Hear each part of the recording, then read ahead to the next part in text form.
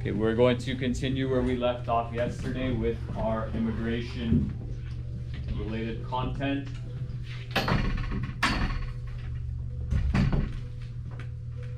So Canada, and again, as I mentioned before, how countries conduct their immigration process changes over time with different governments. The government that created the system no longer exists. There may be some members who are still in the government, in the parliament. At one point in time, Canada had a point system and criteria that dictated whether or not you could immigrate to Canada. And I would assume that this is prior to a person coming to the country. Close that one. You can reach it.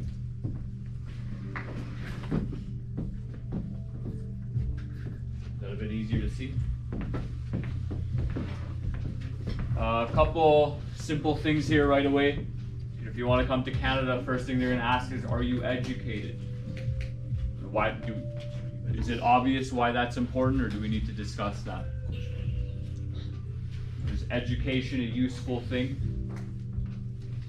Generally speaking, yes, hopefully, right? Obviously, not all education systems and countries are at the same level.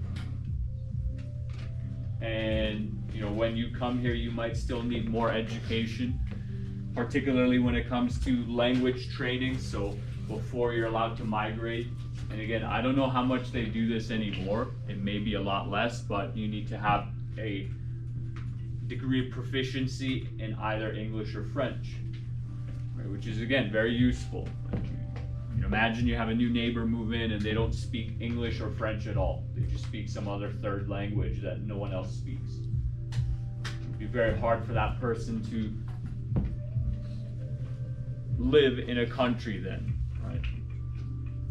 I mentioned before, like I've been to Japan, and the further away you get from the airport, the less people speak English. And in Japan, you can't read the signs and pretend like you know what it says like other languages. Like you go somewhere in Quebec or France, you can read the French. They use the same alphabet. You can't do that in Japan or Asia. It's very hard to get around. I almost got lost in the train system. Tokyo almost took me, kids. Because I had no idea which stop I was getting off at. I didn't know how to read the name or recognize the name. And for many people who come to Canada, life in Canada can be the same way. If you don't properly speak English, it's very difficult. Okay. Work experience as well is something to take in consideration. Does this person have a history of work? That still applies for all of you. If you're trying to look for a job, your first job is going to be the most difficult to get. Some of you might get in with a family member or a friend or a cousin, but many of you might struggle to find your first job because you have no connection to that workplace and no previous work history. So, for all they know, you're just a maniac who's gonna come into the workplace and start destroying everything. I don't know what's going on back there, but I'm very intrigued. What are you eating? Not gonna keep your secrets there, buddy. What are you eating? What is this? It looks good. Yeah, I'm looking right at you. Sausage. With rice. Okay. So that's a bodybuilder's diet right there, man. Meat and rice. Okay. A couple other things that get taken into consideration is age. What do you think, grade 9? Do we prefer older people or younger people? Young. Young. Why do we prefer younger people? Why do you think? Anyone? Why is it? Yes. They adapt faster to the culture. Yeah, they adapt faster to the culture. I had friends. They moved from Pakistan a couple years ago. The family moved. The kids, within 6 months, were speaking English and running up and down the streets of downtown like wild men. Their parents, years later, still struggled with English. And partly that's because maybe the parents didn't apply themselves as much. But if you get them while they're young, I was teaching this to my grade 12s yesterday with communists and Nazis and all these crazy folk. If you get them while they're young, they're very easy to change. Right? The same applies culturally speaking. You know, if you get them while they're young, they'll actually start adhering to Canadian standards. I'm a great example of that. I came here when I was 2 years old. It was hard for me to say, am I from Pakistan? Am I Canadian? You know, what does that mean? Right? What's that? I say it out loud. I say it out loud. It was a horrible joke.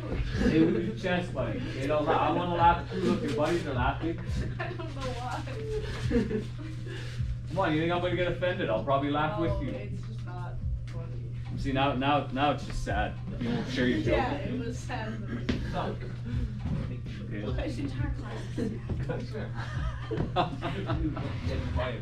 Arranged employment is also important. Have you already figured out where you're going to work before you get here? And you know that relates to a particular personality traits called conscientiousness and industriousness. Like, are you figuring out where you're going to work before you get to Canada?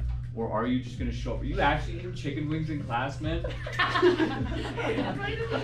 There's no way you're taking notes of eating chicken wings. Yeah, me too. We're good. Yeah, no, he was not. He was not eating one. Where is it? Funny. You guys are like that meme. You know, it's like the back of the class. They're cooking food back there. What And is that? eating all. You got a chicken wing as well. I want one. Now you kids are gonna have greasy fingers. You're gonna get your greasy fingers on my desk. I will. And then my grade 9's gonna come in after lunch and say, Mr. Kawaja, why is his desk greasy? And I'm gonna name names. You're not giving me what you bid. Okay? Arranged employment. So if you're a hard worker, you'll probably have sorted out beforehand where you're gonna work. Maybe you'll have your reference letters. Like for those of you who are looking for jobs, like some of you go to a place of employment with a reference letter, with a resume, you know, with you know, maybe like 2 or 3 people as numbers. You can say, hey, you can call this person, they'll vouch for me. That's diligence, right? You know, conscientiousness as well. Adaptability, we already talked about that with age. You don't want some old, rigid person coming here saying, nope, it's my way or the highway. To hell with your Canadian culture, right? And like, you know, we're a very diverse country, so we're still okay with that to some extent. Right? Like not all of us are okay with that. Obviously the culture you come from can make a very important deciding factor, right? It's like, you know, if we're being honest, there are people who exist in cultures around the world, they think that women should not be allowed to go to school. You know, how do we feel about that? Whoa. Honestly, I'm not mad about that. So it's an extension of women shouldn't be educated at all, right? So like you shouldn't learn how to read or write. You shouldn't leave the house potentially. There's no way you cheered for that. And you know maybe who knows? Like Wait, does that mean like school up to like up to grade 12 or just no school? Like no school at all. Like you potentially like it varies, right? So some places it's no school at all, so you never learn how to read or write. Why would you speak into his ear while I'm answering his question? He's trying to listen to me, not you. yeah, I'm sorry. Did you see how he turned his head away from me? Yeah, so some places vary. Like some places might say, okay, you're 8, 10 years old, enough. That's enough school for you. Okay? It's time to go learn how to be a woman, and raise a family potentially. You know, learn household things, right? There are other cultures where they think, hey, instead of calling the police, you just, you know, you solve it yourself, right? So America? You know, people carry around their problem solver all the time, right? American? Talking about And oh my God, Calculated. you kids think of America. Yes. Pretty sure it's a rather safe place. Like there's other places on the planet that are much more dangerous. Like you can get robbed in daylight anywhere you go, especially looking like the way you kids do. Okay. This system only applies to economic immigrants, so skilled workers, professionals. You know, do you think we should take into consideration family immigrants as well? Like more or less, like let's say you want to bring your family over, but they're like real old and sickly and they're dying. So you're like, hey, free healthcare, baby, let's go. Are you shaking your head no, right? And that's reasonable, right? It's very reasonable. Consider that and say, well, we don't want people who are just going to be a burden. Another problem we're having in Canada right now with housing and immigration. So Trudeau has been saying like, we're gonna bring in like 400,000 immigrants a year. Well, how many houses are we building per year? Couple, maybe a few more. At least 2 houses, right? At least 2. Okay. I think in Canada they're saying something like 50 to 100,000 houses get built a year. I don't know. Wowzers. That I could be completely wrong, but the number was a lot less than how many immigrants they want in every year. Yeah. So what does that do for everyone living here in terms of getting a house or finding a place to live? Wouldn't immigrants though come in like a family? Like, Not necessarily, right? Like, my dad came here in '96, he was by himself for 2 years, then he brought his family over, right? So, yeah, there is a bit of family stuff going on there, but let's say you just want someone between 23 to 35, right? In their working age, kind of in their prime. And maybe that person isn't married. Maybe they're gonna come here and find themselves a husband or wife, right? Get themselves a green card. Don't really do that around here, but. Regardless, you know, when you have this many people coming into the country and you're only building this many houses, you also have to consider that there are people, you know, like myself, my age, who are considering buying homes as well. Canadians, people who grew up here. So it puts an unnecessary burden on the current market that exists. Yes? Yeah, I was just gonna say, doesn't like when more people move to a country or a certain country, the house costs like raise? It goes with supply and demand, right? So if there's a lot of demand, there's a lot of people who want houses, and there's only so many houses built. Look at that big difference, right? So the prices are gonna go up. But if your demand goes up and your supply goes up and they stay stable, then the prices should stay reasonable, right?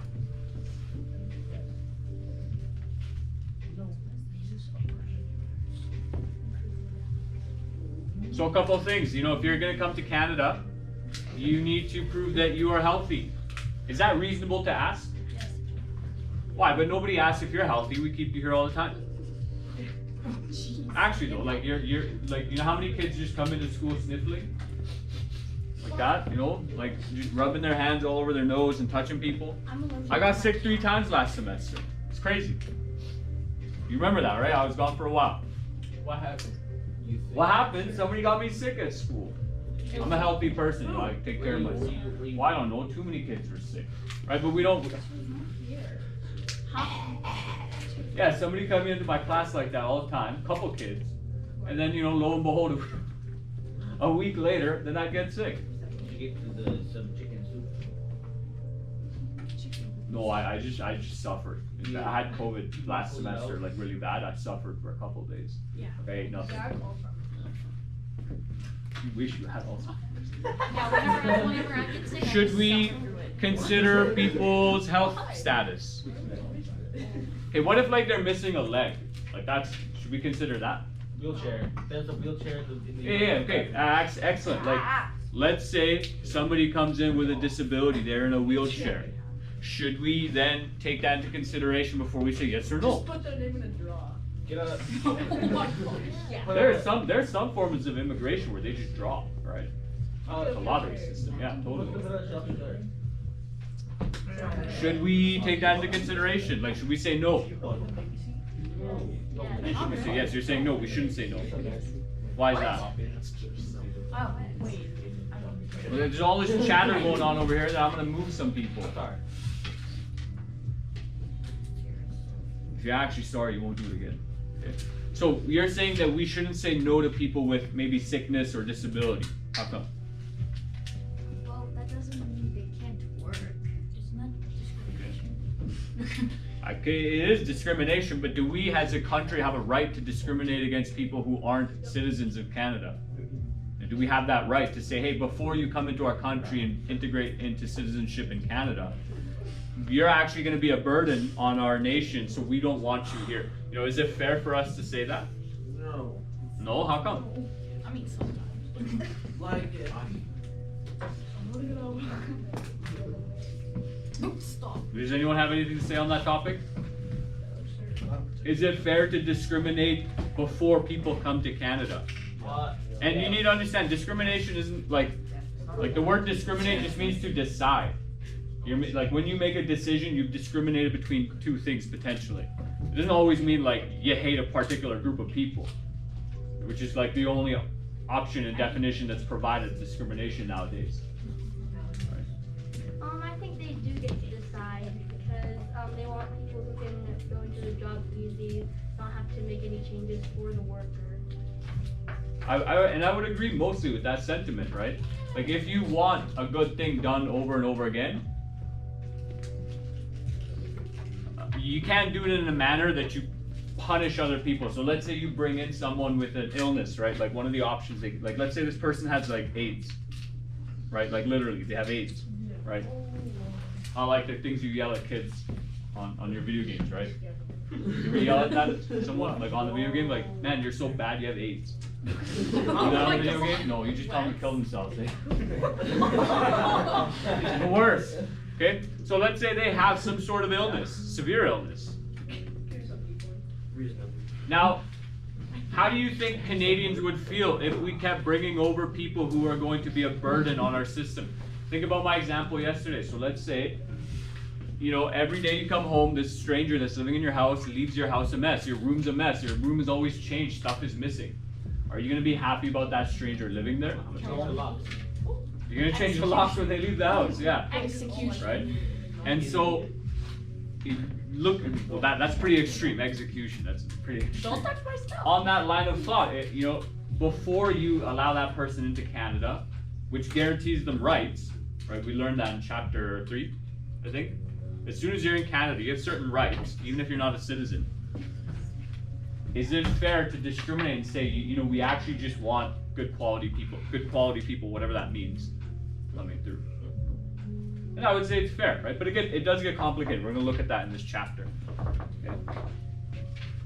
None of this stuff applies to people who are refugees or family status, right? Part of that is because, you know, if you're bringing in a refugee, it's a charitable act to an extent, right? Like you don't need to offer your hand to someone who's suffering. Right? Like you can go psych. It's not recommended, but.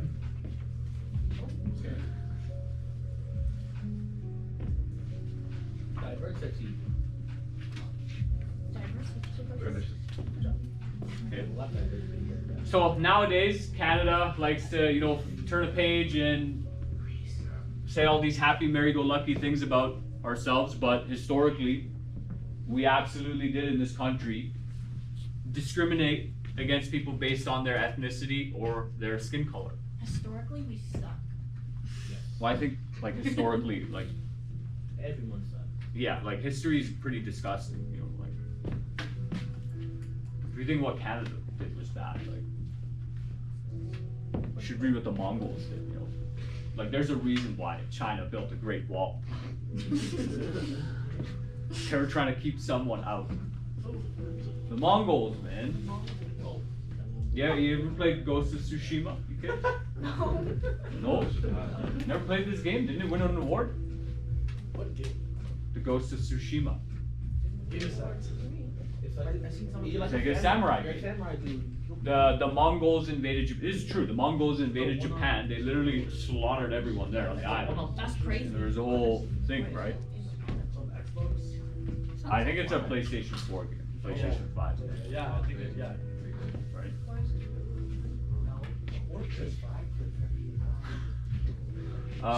But now, you know, it's considered very wrong to decide, like, hey, you know what? Like, you got long flowing brown hair? Like, absolutely not. You know? You got tan skin, darker skin? Absolutely not. You can't say that anymore. It's messed up. You can't decide the value or character of a person based off their skin color or where they're born, right?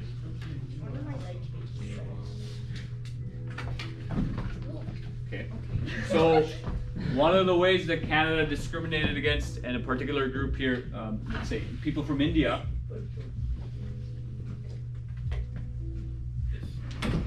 history's so ironic, but I won't get into that. Anyways, You should. so look, green is India and orange is Canada. And the law placed in Canada was that, hey, if you're coming to Canada from India, you need to do this thing called continuous passage. It means that as soon as you leave India on a boat, your boat must go directly to Canada. Well, listen, kids, there's a lot of space. I mean, it looks small, right? But that's because it's an image. We can compress it.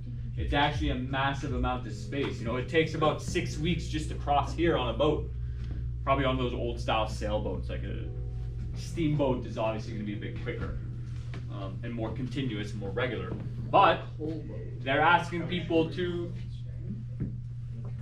directly go from India to Canada. And I don't know exactly how long that would have taken, but nobody offered that service. So, you know, they just cut the legs out from under them.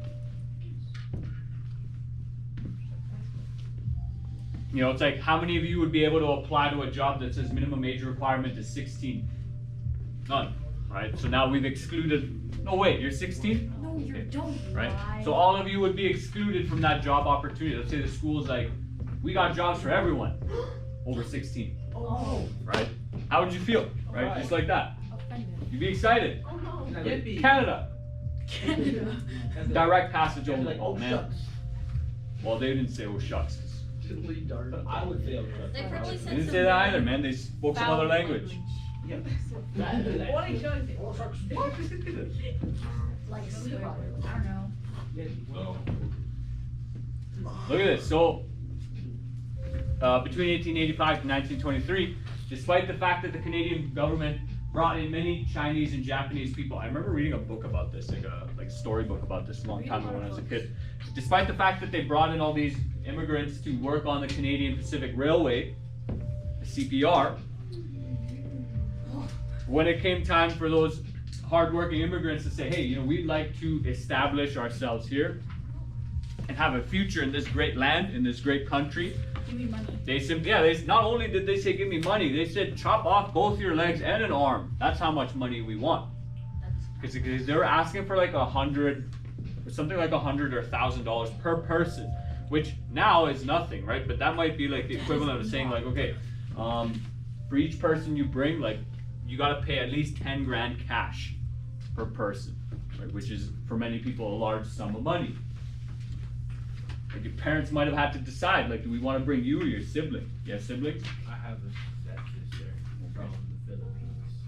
my parents would. So maybe they bring her instead, right? We don't have 10 grand for you, My right? parents would have left me and my siblings. They're like, bye.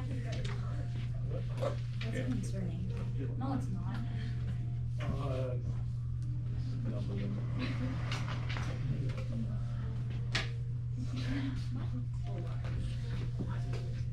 Give me a second. I just want to see how far I want to. Yes, we'll stop with this slide. So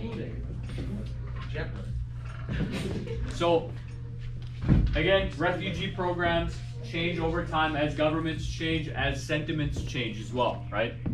Like when the economy's down and people are struggling, nobody wants immigrants or refugees, and it's pretty reasonable if you think about it. Like some people might say that's racist or mean, but it's pretty reasonable. Like if you're down on your luck, it's hard to help another person out.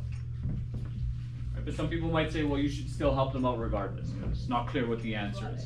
But you got to do these things in a very intelligent manner, right? You can't just do them carelessly, right? And you need to actually have some consideration. So again, when the Canadian government, and I need to fact check myself on this, but when the Canadian government says, well, we're going to bring in 400,000 immigrants a year, have they done any cost benefit analysis of, well, how many houses are we making? Do we have jobs for these people? Do we have educational capacity for these people who are going to come here? Right? You can't just pull a number out of thin air or somewhere else, but I won't say that on camera, and just say, well, we're just going to make it work. That might work at a smaller level at the family, the whole, we're just going to make it work. But when you're running a country, you need to be more pragmatic. Does anyone know what the word pragmatic means? Oh my God, James, you open your Organized. bottle. Please, by all means, just whack. Does not mean pregnant. Pregnant means pregnant. Pragmatic means more or less like practical, what actually works. I see. Okay. The sheer confidence the two of you said pregnant. Okay. Anyways, a refugee program is designed to save lives, offer protection, right? These people are seeking refuge. Do we understand what this word, refuge? Like Noah, you know, he took refuge from the flood by building an ark. He prepared. Oh, Okay. Like me and my buddy one day, last summer, we were riding our bikes, motorcycles, Really? and it was pouring rain. We took refuge under a bridge. So we didn't want to die. It was raining. It What was if pouring. you raced the rain? What if what? So You know, learn the attack then. Okay. Please help us. Grant fair consideration to people who claim to be persecuted. That was my family. Okay, more or less. I apologize. And we were being persecuted due to religion. Okay. We'll wrap up with that. Wrap it up.